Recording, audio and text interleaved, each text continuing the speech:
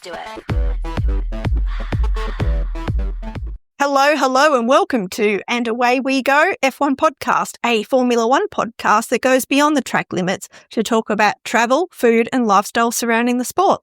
My name's Diane Bortoletto and I'm your pre-Drive to Survive Formula One fan, and today I'm in Perth.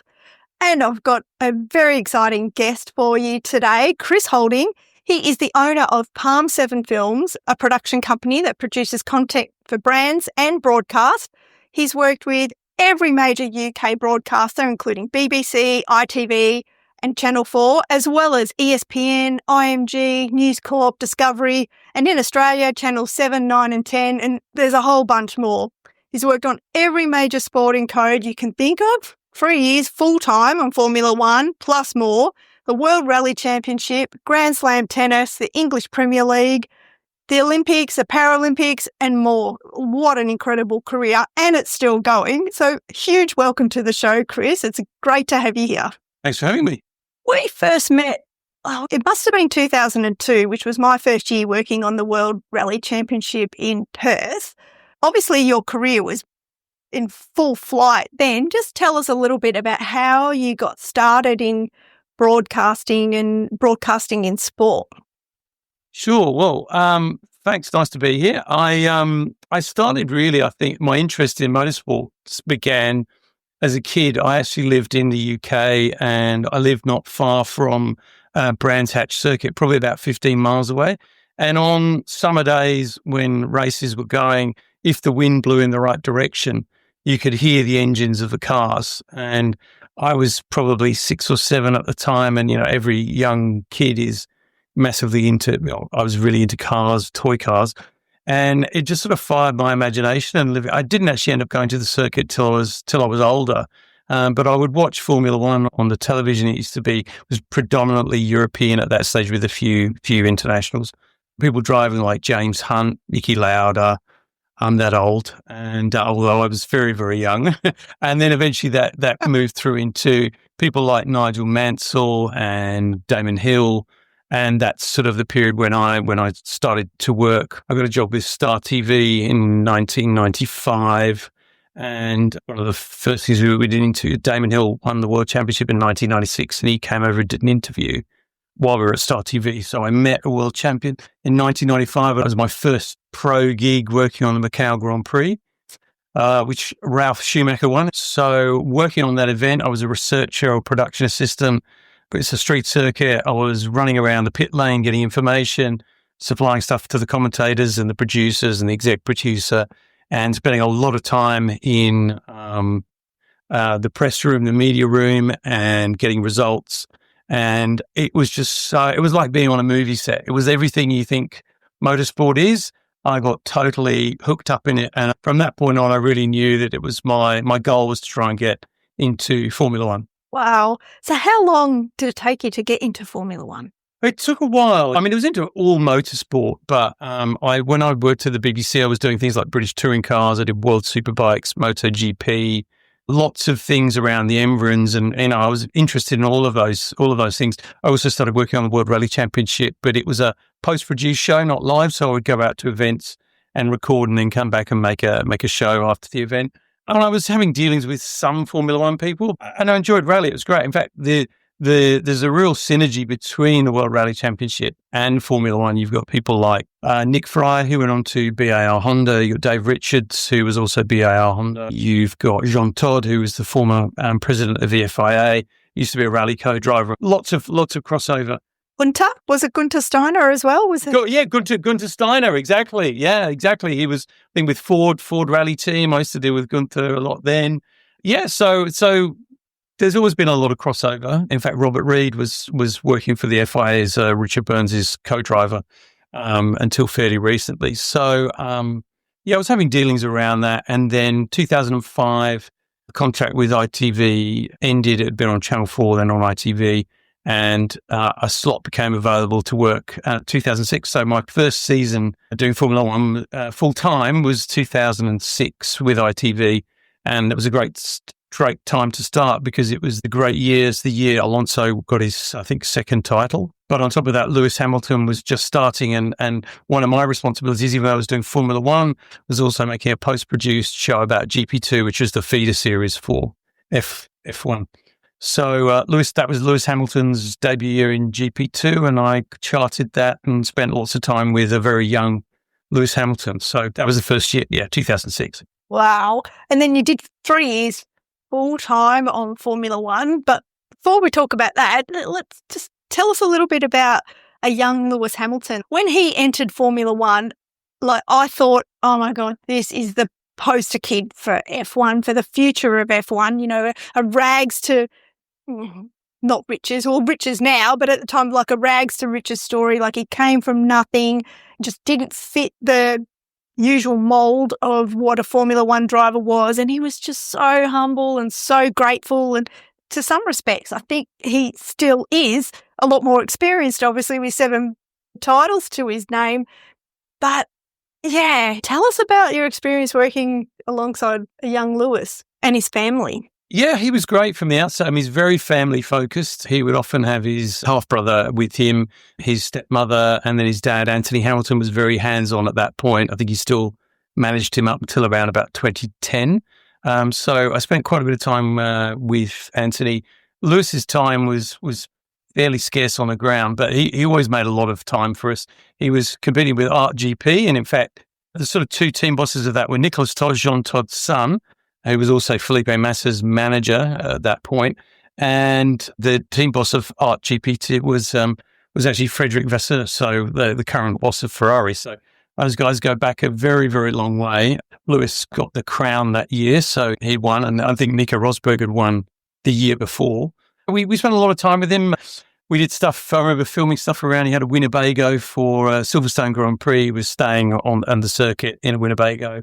He was very good with his time, very family-oriented, quite quiet, a little bit shy, but very steely, very determined, and super talented. It was very clear that he was, going to go all the way. Had some great performances in GP2. I mean, one standout was the Turkey race where he actually spun, went to 18th and then fought back through to get to second place. I think you can see it online. It's a really good race. And that tells you a lot about his driving style and his commitment and determination. So he was great to work with. And I think he's, despite all the millions and millions of dollars, I imagine he's still very much the same. I actually just saw a clip on social media this morning that said that Lewis Hamilton has funded a dog rescue organisation throughout Europe to help care for abandoned and aging dogs, to make sure that the end of their days are spent with, care and love. And I just thought that's brilliant. Yeah, because he's just lost his own dog, I think, hasn't he? Yeah, Roscoe. Yeah, just in the last few weeks. Really sad. Being a dog owner myself, my little dog is just down there sleeping at my feet. I can't even think of the day when she's not around. I can't think about it, because they really do become part of your family. But what are your thoughts on Lewis at Ferrari? He usually makes quite good moves. Obviously got his title with McLaren, Mercedes, and then moved eventually to Mercedes. That was quite a controversial move at the time because they were an unproven team, obviously a team with a lot of experience in motorsport, but, they didn't have any results. And other teams that had tried to do that, like Honda and, in fact, BMW, who'd made big forays and spent a lot of money, hadn't done anything. So it was quite risky moving from a team that he'd won the championship with to move to Mercedes, and he made it work. So the move to Ferrari, I mean, as we've seen this year with the Mercedes team, they're fast, they're competitive, and they've improved. But even with George, who knows the car very well, they haven't really got the results. You do wonder whether he would have been sort of biding his time. With the regulation change for next season, it's going to be really open to who actually is dominant. But I think the move to Ferrari is good. I think it's a sort of quite a romantic one for a driver. If you've driven and you've got world titles, to not have spent time at Ferrari would be considered a shame. Obviously, Alonso's done it, Raikkonen did it, and Vettel as well. So I think an opportunity that's too good to pass up. But the team does work in a very, very specific way, and I do think he has struggled this year.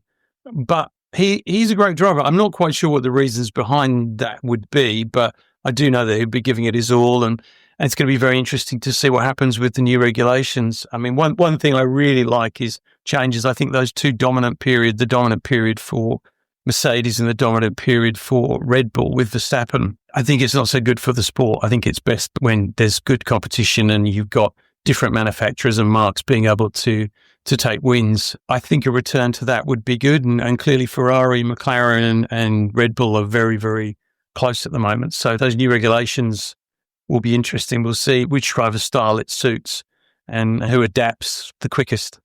But yeah, I think it was a good move to Ferrari overall. Yeah. Yeah, I really would love to see Lewis get his 8th world title with Ferrari. I think that would just be a storybook ending to almost what could have been a really unlikely career given his background, his dad working 3 jobs and his background of nothing and just rising up through the ranks. I think that'd be a really last chapter for his career to get that 8th with Ferrari. So yeah, let's hope that next year or the year after, if he stays, delivers. Yeah. No, I think it would be good for him. You worked on Formula One for 3 full seasons and then some other times post that. What was that like traveling to every single event on the calendar? It's the best job in the world. It's absolutely of all the work that I've done, and I've worked on lots of different sports, and they've all been great, and they've all had different things about them that were good. But far and away, the best job in the world is working in Formula One. It's very demanding of your time because now there's even more races than ever. But I mean, I loved it. Yeah, it was absolutely fantastic. Going to all the circuits are different and unique. You have your favourites, but even ones that aren't your favourite, there's always something about it. It's the rivalry, the money, but then the raw sportsmanship, the destinations, the difference, the languages, the different hotels, everything about it is if you think it's glamorous, it is. Brilliant. I can imagine it'd be a dream for so many people, myself included, to have done that. And when it comes to working with the drivers, like I expect part of your job there was to interview the drivers pre and post race and quali and whatnot. Were there any surprising drivers or any drivers where you thought, oh, looking forward to interviewing this one, and then they were just not good on camera, or the other way around, not sure about one driver who just gave you absolute gold? Yeah, they all vary depending on where they're at in their race weekend, maybe their career and their headspace at that moment in time. I would generally work with a reporter, so the reporter would ask the questions, but I would be there producing. Look, most of them were good. Mark Webber was always an interesting guy because very good driver, really nice to chat to, quite shy in some ways, but he sort of didn't really have a media personality. He's not very media sort of savvy, so he was always quite interesting, very intelligent, and would always give a good appraisal of things, but he hasn't gone down the path of going to media. Jenson Button was always wouldn't always necessarily be forthcoming, but now he's moved into a media role himself. It's interesting to see the change. He's a lot more effusive and gives longer answers. I think he, at the time as a driver, he saw it as a bit of a pain to have to do some of it. That's really changed with a lot of the drivers now. A lot of them are a lot more accepting of it, and they treat it more as a conversation. And I think that's to the advantage. There were other drivers that were always, good for a chat. Lewis was always very good with his time with interviews. And then you'd have, Fernando Alonso can be quite mercurial, to put it politely. He can have his ups and his downs, still driving today. But yeah, there's no one that was, they're all pretty media savvy. They've all come up through junior ranks. They've all had to do media for a long period of time. But there were definitely those that enjoyed it or saw it as part of the job, and others that found it quite tiresome. Probably the peak of that is Kimi Räikkönen. I was about to say, did you interview Kimi? Yeah, all the media loved Kimi Räikkönen. And I think one of the reasons that we all liked him is that he didn't play the game and he could give you a one-word answer. Amazing driver, very talented, sort of quite an old school driver in that sense, like a bit naughty, doing some things off track. And I think that's why people liked him. He's a bit of a rock star on the quiet. And because he made himself so bland and boring in terms of his media, everyone thought that he was quite a dull person. Also, that's a particular trait of Finnish drivers. He was not like that at all. He was a bit of a rock star, actually. So you never know. The media persona doesn't necessarily tell you about the driver. I absolutely love that clip of him in the race car with him telling his race engineer, leave me alone, I know what I'm doing. And then there's another clip of him that I absolutely love where I think it was a press conference and a journalist or the MC asked why he was late. He said, I was taking a dump, but I don't think he used the word dump. I think he used another word. And I just thought, oh my goodness. Yeah, Iceman. Yeah, I really miss having Kimmy on the grid. I just really loved his style. He was a real character. I mean, it's before my time that there was the classic clip of him. He was in Monaco. I think the car retired, had an engine failure or something, and he just parked the car up, walked around the outside of the circuit, went to the boat where he was staying with friends and just started partying before the race had even ended. And there was a shot of him on the boat. He didn't debrief with the team, didn't talk to his engineer, or I think the team boss at the time was Ron Dennis, which wouldn't have gone down very well with him. Yeah, he was a bit of a legend, yeah. So good. And speaking of legends and legendary, the epic montage that you produced, I think, was that for the end of the ITV broadcast? And, features My Chemical Romance song. I was just listening to it and watching it again before we jumped on this podcast, and it just got me all fired up. It must have taken ages to put that together. It did, yeah. So, 2008 was the year that Lewis won his first championship, and ITV had also lost the contract, or they actually gave it up through financial reasons. So, it was sort of an end of an era. The Formula One had been on ITV in the UK since, I think, was like 1997, so it was a fair while. It was a bit of a seminal moment, and I was tasked with doing something that encapsulated that. So it had to include really every world champion from the period of time that ITV had been covering it, seeing the rise and fall of a number of different drivers. Also, I mean, it's probably fair to say at this point that Drive to Survive has really kind of probably extended or widened the appeal of Formula One, and that's something that all of us that were working in it were trying to do, even back then in the Bernie era. But Bernie had this idea of everything had to be paid for and nothing happened unless there was a dollar attached to it. And so really, as our parting shot, I was trying to create something that was a bit fun, that showed the more humorous and frivolous side of the drivers. And not all of them were up for it straight away. Once we got a few in the bag, Sebastian Vettel was one of the first that we recorded actually for that clip. And he was great. He said yes straight away. We did 2 clips with him. He totally got it.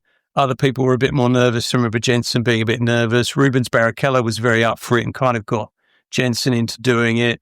Nico Rosberg was very, very keen on it. He got it straight away. So once we got a few in the bag, we would then show them to other drivers, and then their natural competitiveness came in about, well, he's in it, so I'll need to be in it.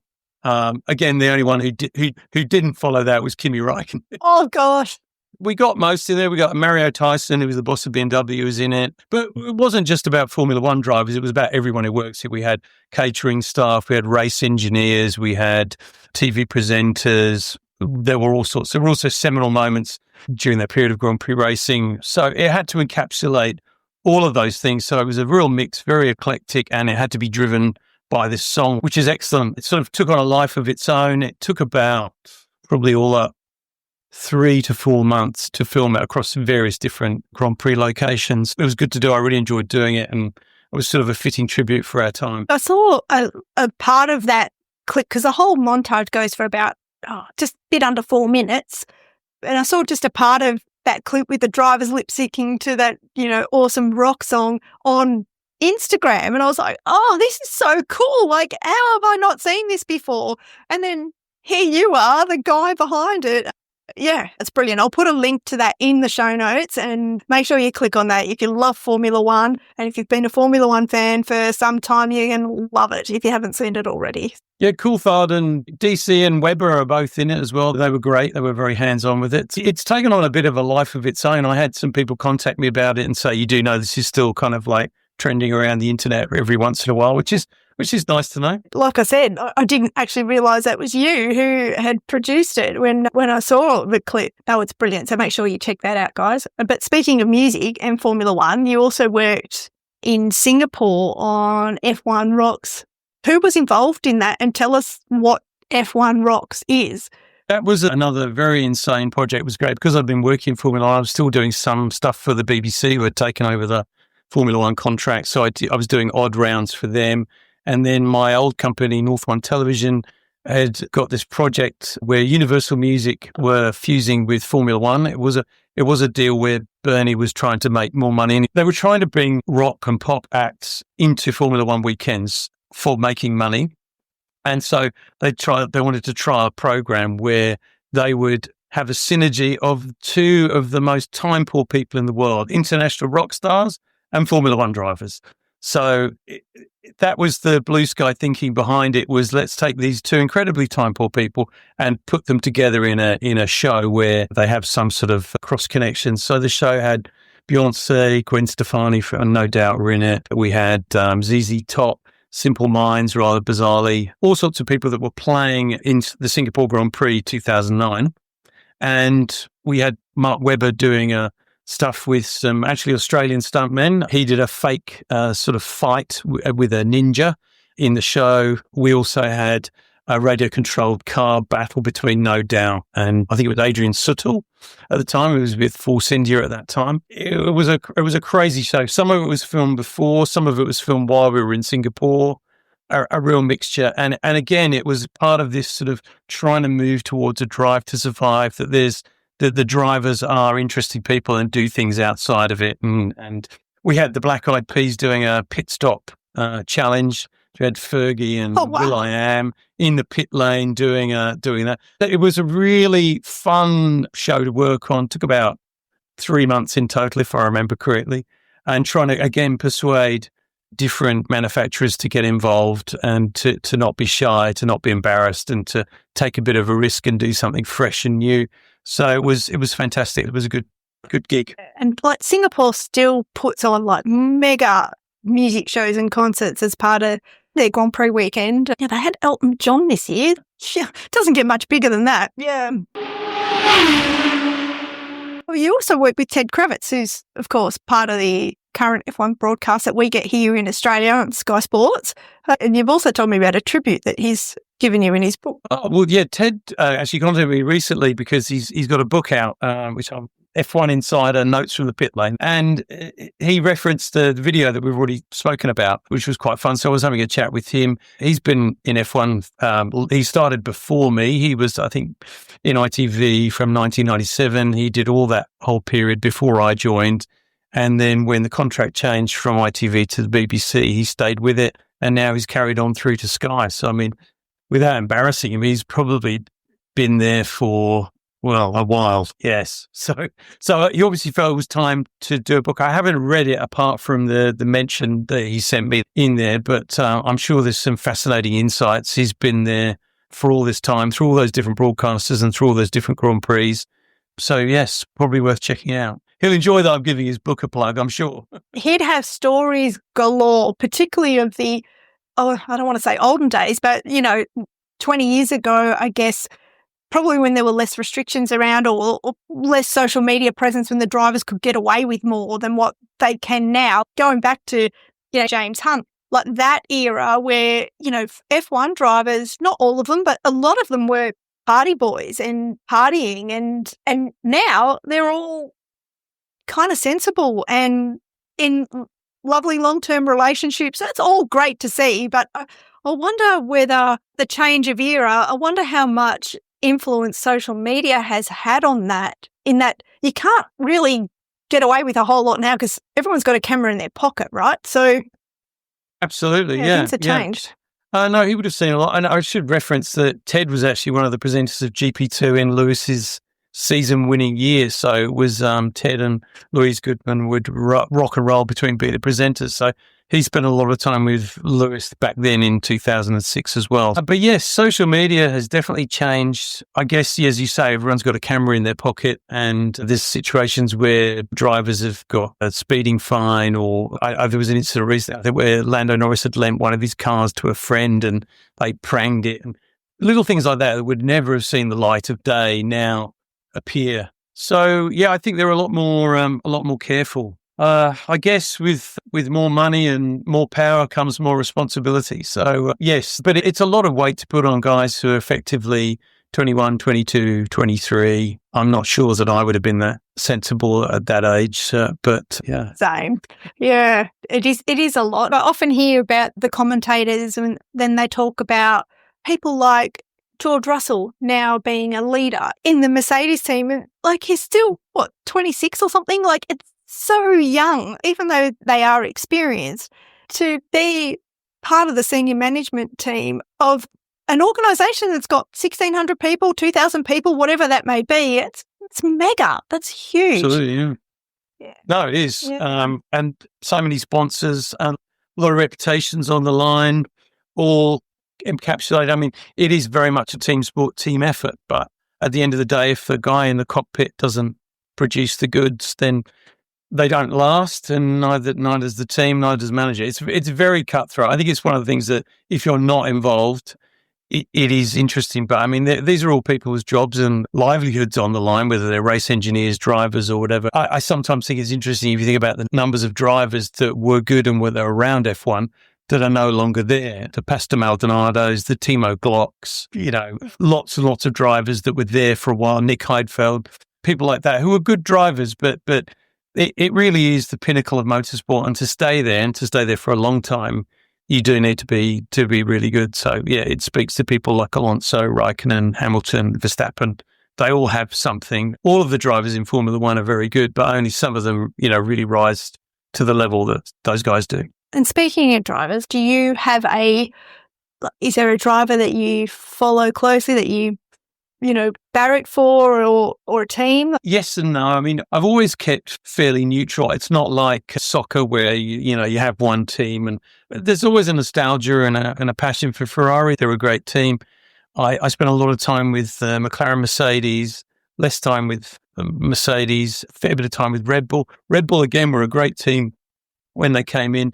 They were all about fun. They were all about kind of that drive to survive thing. And they were ridiculed by a lot of the people in the paddock back then. They used to have a magazine called Red Bull Magazine, which they would produce every day, Friday, Saturday, Sunday, during a race weekend. Right. And they would be distributed around the paddock. And there would be sort of gossip and stories and in-jokes and stuff about food, funny things that had happened between.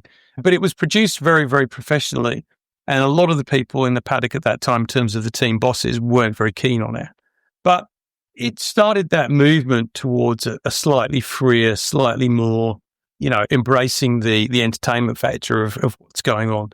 All the teams are good, really. I wouldn't say there was one that ever had a problem with. They were, I suppose, the British teams, because there's a lot of them, there was a natural affinity towards being able to understand and talk with them. But Ferrari were always very hospitable and welcome, and I do like all of the marques, really, the main ones, and even the new one. Aston Martin coming back is great. I'm not sure how Cadillac will go when they step in, but I think having lots of different manufacturers is a good thing, and competition is the best thing, and so having lots of different manufacturers helps. So I don't really stay exclusive to one. I'm very pleased that McLaren are having success this year. They haven't really had any success in constructors and stuff like that, since 2008. So it's good to see them challenge Mercedes and Red Bull and to see those differences come out. So yeah, there's no one particular team that I support. Like you said earlier, it is so good for the sport to have the championship so close and not to have one team or one driver totally dominate. I was kind of hoping that was going to be Oscar Piastri this season. I've said from the start of the season that this is his year, and I still think he's in for a chance. It's going to be tight though. It's going to be tough. But being British, I think Oscar's amazing. Look, I think a lot of Australians got behind Mark. Mark was a great driver. I think he had his chances. There were a couple of moments where he might have got a title. Very, very tough competition the time he was driving in. And maybe the car wasn't quite the powerhouse that it later became. And Daniel, good driver. I think was probably good early on and then petered off a little bit. And sort of that classic Aussie larrikin, I think people warmed to him. Whereas Oscar is not so obviously Australian. He's more, I love the fact that he's kind of been mentored by Alain Prost. He's much more of an Alain Prost style driver. He's very calculated, very quiet, very focused, very determined. And I think domestically in Australia, he has struggled a little bit because he doesn't come across as maybe Australian drivers have done in the past. But he's the real deal. Whether it's this year, next year, or the year after, I think he's a world champion. I don't say that lightly. I wouldn't be saying that about just any driver. I think he really has the skill set. You do have to get that alchemy right of having the car, the opportunities, and all of it working together. And certainly this season has been really interesting because there's been periods of growth, periods of victories, and then periods of self-doubt for both him and Lando. So I think it's, I'm not sure about the papaya rules. I'm a bit tired of those, but I can't talk about them anymore. I feel like I've talked about them for death. That's right. The last couple of races, I think they've brought it to a nice period where instead of pointing the finger at each other, they both realised that the race is on and let's try and make it fair. They've got Max, all the while they're worried about each other. Well, there's Max Verstappen just behind you. I really don't want to see him win, even though I think he's a terrific driver. It's time for someone else to take it. I hope he does push them, and I hope he pushes them all the way. But I hope ultimately that he's unsuccessful, because it would be nice to see a new, different world champion, whether it's Lando or Oscar. But if Oscar doesn't get it this year... Pick one. Well, Lando or Oscar. I really can't. I think they both deserve it, but you won't know until the final race or whenever it's actually decided about. If you think of those championships where it's come down to 1 point, Kimi Räikkönen's came down to 1 point, even the one where Hamilton won, the first one against Massa, was very, very tight at Interlagos. Most of those championships that are tight, if things had gone slightly different, if it hadn't rained, if they'd chosen a different tyre, if they hadn't had some sort of incident, and then you can backtrack that back through the season, if they'd got a point for a sprint race that they didn't get. These things all come into play later in the season. So I think, the great thing about this season has been a real change from, I did tune out a little bit during the Mercedes dominance and the Red Bull dominance. And I think this season is really showing everyone what Formula One can be. Lots of different teams, everyone vying, and then even favourites maybe looking like they could falter if things don't go quite the right way. I think that both of them would be worthy winners. They've both done enough, but we won't really know till we get there, because there's still pages in the story to be told. Yeah, there are. Well, I think the whole world around this podcast that listens knows that I'm Team Oscar Piastri, but I will admit that when he was first announced as the McLaren driver, it took me a little while to warm to Oscar, because obviously that was at the expense of Daniel Ricciardo, who I was a massive fan of. The very different personalities between Oscar and Daniel, like you said, it just, it took a while to warm to him. But now I just think he's just a great driver. I love his sense of humour, very dry.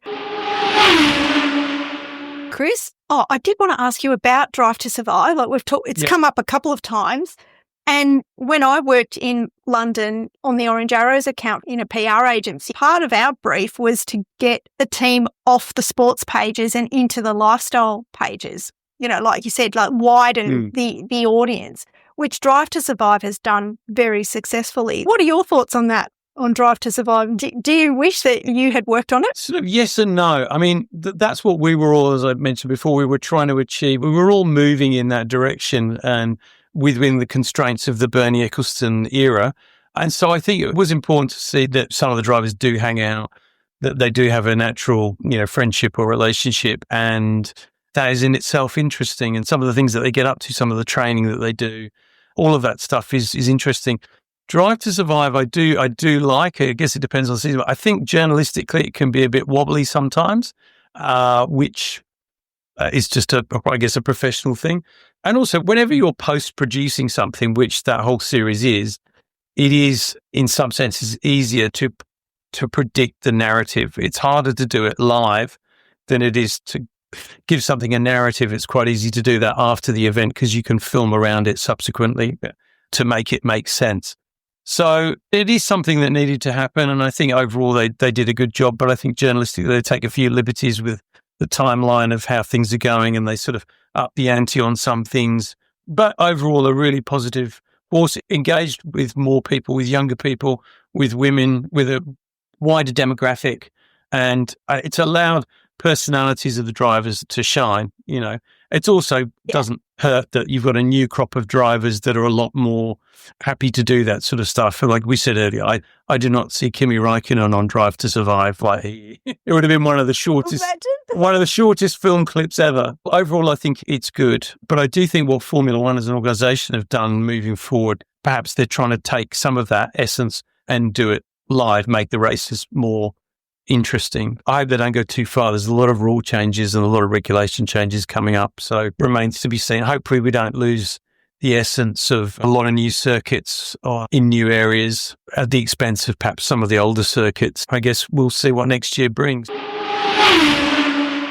Well, I think it's probably time to move into the final three, Chris. Are you ready? Okay. Wow. Yes. So these are the three questions that we ask every guest on the podcast. So the first question is, if you could choose to have a holiday at any Formula One race destination, whether it's on the calendar or not at the moment, where would you go for a holiday and why? That is a very, very difficult question. They all have different aspects which make them great, whether it's the food or the people. Or for me, it's a very tough call. As I referenced, Spa-Francorchamps is my favourite circuit, probably overall. Very boring place to go to, but great racing. So you wouldn't really want a holiday there. So it takes me away from that one. Monaco is not a great circuit for the modern F1 car at the moment, but it is an amazing place. You have to go. I think my passion for Monaco first started with rallying because rally starts there as well.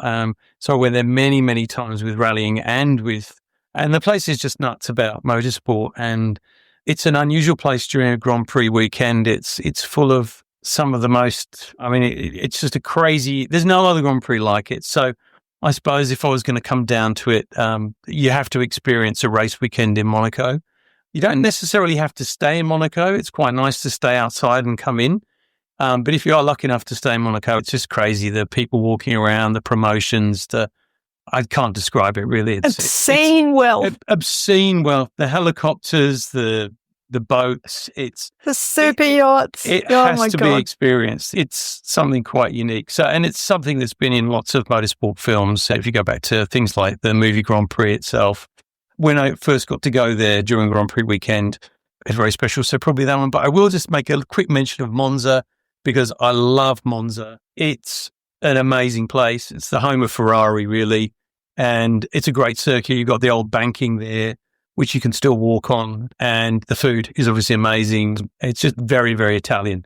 Police in Armani suits, people riding around on scooters, stunning. So I think I've done three there. I've done Spa, Monza, and Monaco. So take your pick. Start calling you Switzerland, I think, because you like to stay kind of neutral and not pick a favourite when it comes to drivers, teams, or race destinations. Monaco, there you go, Monaco. Monaco's a great choice, and Monza I haven't been to, but that is part of next year's plans. You will love it. It's an amazing, the history, if you can walk around it or cycle around the track, it's stunning. To come down to the end of the start straight into the chicane bit there, S's, and to walk through all of that. It's a stunning place, definitely. I look forward to seeing your trip there because it's amazing, yeah. On to the second question now. So if you could holiday with any Formula One driver, dead or alive, who would you choose to go on a holiday with and why?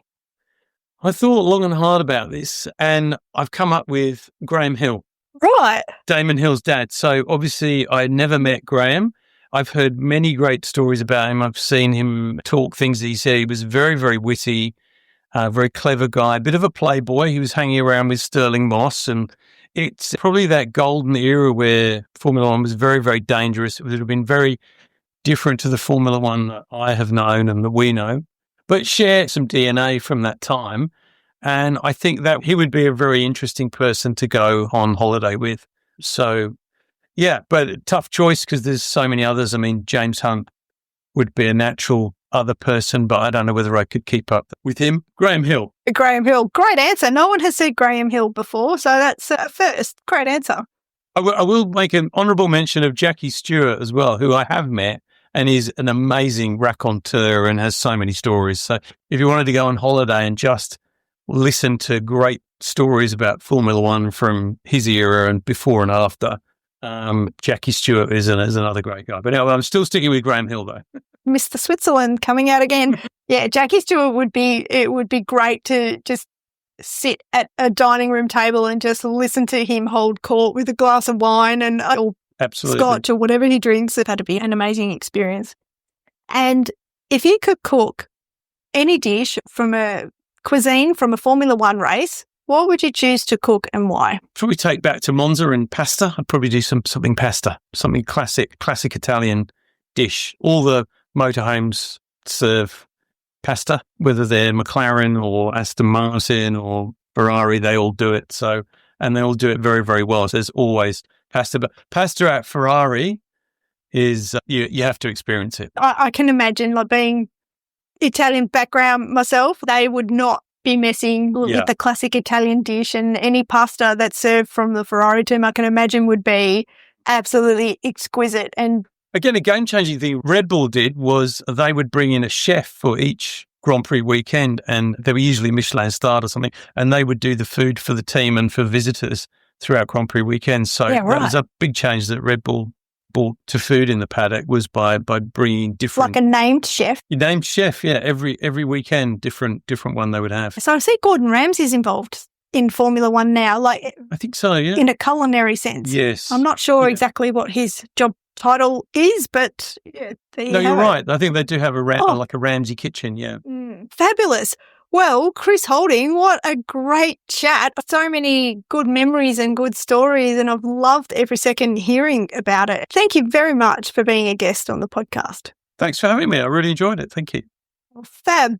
And if you've enjoyed what you've listened to, please rate and review, like and subscribe to this podcast. Every interaction with us really helps boost our stats. You can find us on all the social media platforms, YouTube, TikTok, Facebook, Instagram and LinkedIn. And you can email us to andawaywegof1podcast@gmail.com. Well, thank you very much, Chris, and thank you, everybody, for having us in your ears. Until next week, and until lights out.